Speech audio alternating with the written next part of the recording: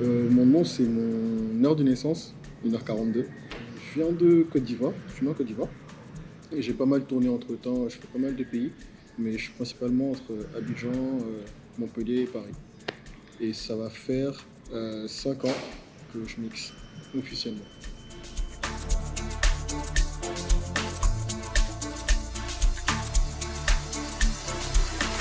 What you want? Tell me what you want. Like what you want.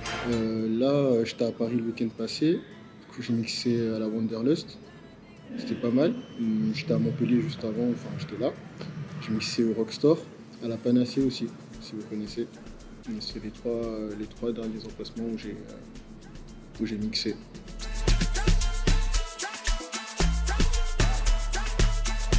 Les styles musicaux dans lesquels je me retrouve, c'est assez large. On va dire que de base, moi je suis un enfant du R&B, donc j'ai grandi avec le R&B. Après, c'est pas vraiment ce que je joue en soirée. Ce que je joue en soirée, ça va plus être de l'afro, tout ce qui est afro house, afrobeat, baile funk, amapiano, je joue de la trap aussi. De temps en temps, ça fait du bien. Mais ça va surtout tourner autour de l'afro et du hip-hop.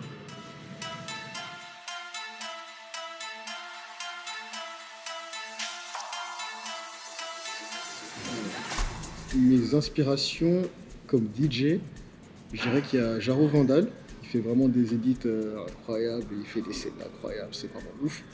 Et Jules aussi, qui est un autre DJ dans la même branche aussi, et qui a vraiment une présence scénique folle, folle que j'admire beaucoup. En ce moment, je suis vachement sur la J-Com, c'est un style d'afro, et j'ai l'impression que c'est un peu le prochain move qui va arriver bientôt ici. Là, en ce moment, on est dans la piano. Beaucoup de gens mixent de la piano, mais là, j'ai l'impression que la J-Com va vraiment arriver.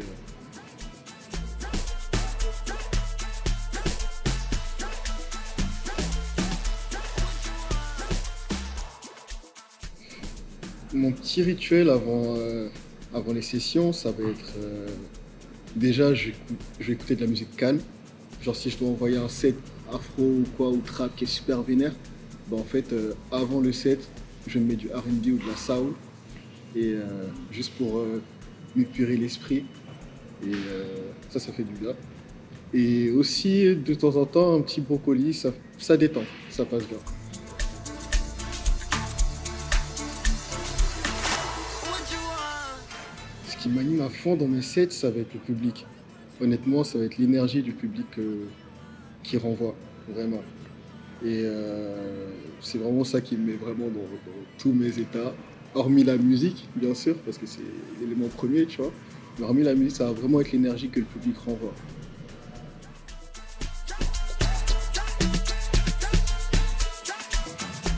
Ma relation avec le public dans les sets, je décrirais ça comme un échange, comme une boucle. C'est-à-dire que j'envoie de l'énergie par la musique et il me renvoie de l'énergie aussi. Et ça me pousse à renvoyer encore plus et il me renvoie encore plus. Du coup, c'est quelque chose de... comme si la boucle était bouclée en fait, tu vois.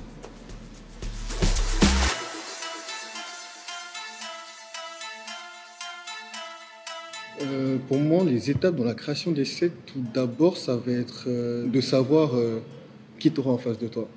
C'est-à-dire savoir pour qui tu vas jouer, en fonction du lieu, mais en fonction aussi de la clientèle qui sera là, du public qui sera là. Ensuite, ça va être de la recherche de morceaux. Moi, personnellement, je suis un digger, donc je passe tout mon temps à chercher de nouveaux morceaux, creuser, que ce soit SoundCloud, Apple Music, partout.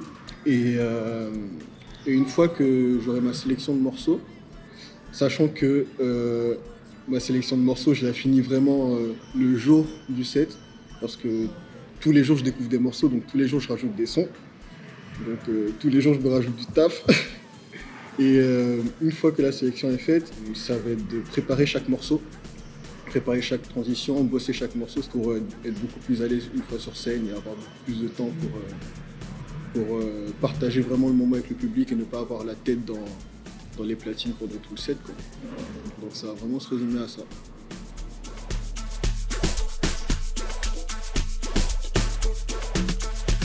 Déjà, il faut savoir qu'il y a énormément de DJ à Montpellier. Et le problème, c'est que tu as beaucoup de DJ pour peu d'établissements.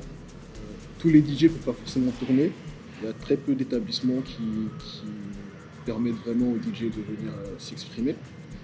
Et c'est ce qui manque. Je dirais heureusement qu'on a des structures comme Pignata Radio, par exemple, tu vois, qui font des événements déjà et qui permettent aux DJ de pouvoir s'exprimer sur la radio et pouvoir quand même montrer ce qu'ils font. Et aussi, ce qui pour moi manque un petit peu à Montpellier, ça va être les événements où vraiment les gens viennent pour découvrir de la musique et pas pour écouter des musiques qu'ils connaissent par cœur et les chanter tous ensemble. C'est vraiment ce qui manque, cette ouverture-là. Donc c'est ce qu'on essaye aussi d'emmener à Montpellier.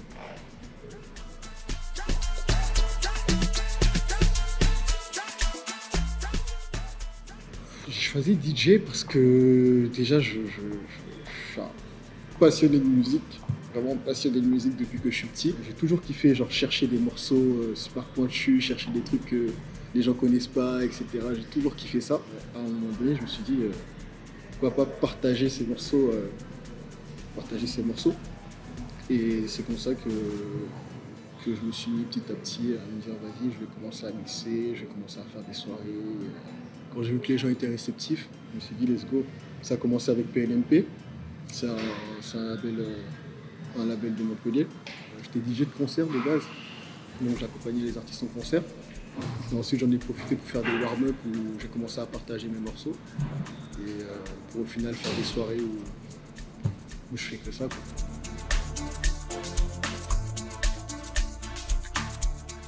Pour moi, les compétences à avoir, qui sont assez importantes, c'est tout d'abord la capacité d'adaptation. C'est-à-dire savoir lire la pièce. C'est-à-dire si tu joues un morceau et que tu vois que les gens ne sont pas forcément réceptifs, bah, savoir quoi mettre et comprendre ce qu'ils attendent. Ensuite, je dirais la curiosité. Le fait de vouloir toujours chercher des nouveaux morceaux, avoir toujours envie de découvrir des nouveaux morceaux, c'est archi important parce que pour moi, tu peux pas être DJ et jouer à chaque fois les mêmes morceaux à tous tes sets. Tu vois. Il faut aussi avoir cette volonté de faire découvrir des morceaux aux gens et pour ça, faut kiffer le faire. Donc, ça va être ces deux choses-là qui, pour moi, sont des compétences assez importantes.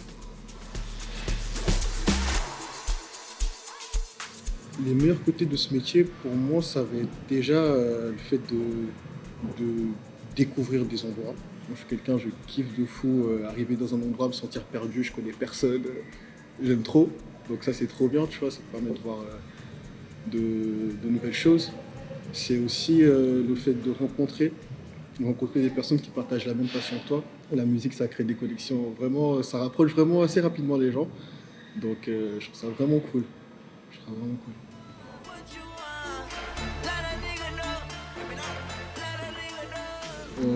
Les conseils que j'aurais à donner, ce serait tout premièrement de ne vraiment pas hésiter à se lancer. C'est-à-dire que si tu es vraiment passionné par le truc et que tu as vraiment cette envie de le faire, fais-le. Fais-le parce que si tu as la passion, ça te mènera forcément quelque part. Tu vas le faire. Et quelque chose que tu ne ressens pas comme un taf, bah, tu peux aller très très loin. Le deuxième conseil que je peux donner, c'est de ne vraiment pas négliger les opportunités qu'on te donne quand tu commences. Même si on te demande de mixer gratuitement dans un lieu ou quoi, fais-le parce que c'est comme ça que tu vas te faire tes armes pour ensuite prendre de la valeur entre guillemets et pouvoir commencer à vivre entre guillemets de ça, quoi. Il ne faut vraiment pas négliger de faire des trucs gratuitement au début parce que c'est normal, c'est comme ça que tu te fais tes armes.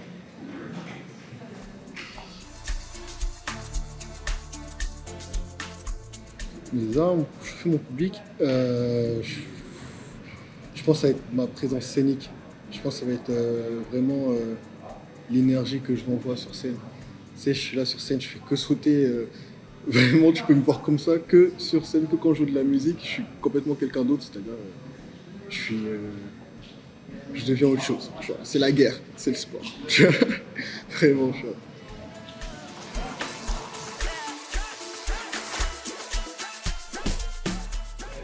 Les erreurs à ne pas faire pendant un set, je commencerai déjà par ne pas paniquer quand tu fais une erreur. s'il y a un problème technique ou quoi que ce soit, faut vraiment pas que ça se voit. Tu vois, parce que faut te dire que la plupart des erreurs que tu fais en tant que DJ, le public ne le remarque même pas. Faut vraiment juste réfléchir à une solution tranquillement, essayer de s'adapter tranquillement. Plus généralement, je dirais les transitions entre la trappe et l'afro, ou la trappe et chata ou trappe bouillon, ça passe tellement bien. Surtout la drill, en fait, la drill est pratiquement sur le même BPM que le chata bouillon, tu vois. C'est 140, 150, 160, tu vois. Donc ces transitions-là, elles sont dangereuses parce qu'elles sont inattendues et ça peut te relancer une soirée, complètement. Je dirais Rockstar parce que c'est la maison. Complètement, c'est la scène à Montpellier où je suis le plus à l'aise, le haltropisme, parce que c'est plein air et vraiment l'été, les soirées, c'est impec. Et les gens qui viennent là, c'est vraiment pour découvrir la musique et tout, donc ça tue, ça fait du bien. La Panacée, on va essayer de faire plus de soirées là-bas cette année, mais le lieu est incroyable et les gens qui y viennent aussi, c'est incroyable. Quand on ramène la musique qui va et l'énergie et tout, ça transforme ça en quelque chose de vachement cool. Et je dirais la Wonder. La Wonder pour l'ouverture d'esprit des gens qui viennent. Vraiment, c'est ces lieux-là qui sont impeccables.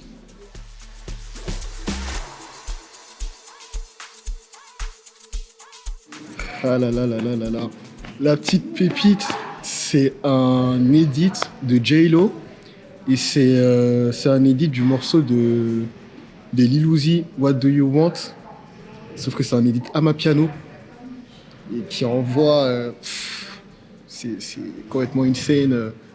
Franchement, c'est mon edit du moment en vrai. Écoutez les gars, 2023, il va se passer beaucoup de choses. Il va falloir être attentif parce que ça va aller super vite. Donc, restez connectés.